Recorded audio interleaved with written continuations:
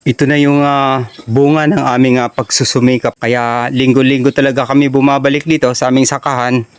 Kasi yung ating mga produkto ay talagang nahihinog na sa puno. Ito naman, yung kardaba na to ay ating dadalhin mga ka-dreamers doon sa ating tent mini shelter. Para mayroon tayong konsumo doon dahil wala na tayong pambili ng bigas. Ito yung alternative food natin. At ito naman, ito yung kakainin na natin dito dahil sa hindi naman talaga kaya dalhin to sa Barangay Balacan sa Sambuanga del Norte dahil sa sobrang hinog na. Yan.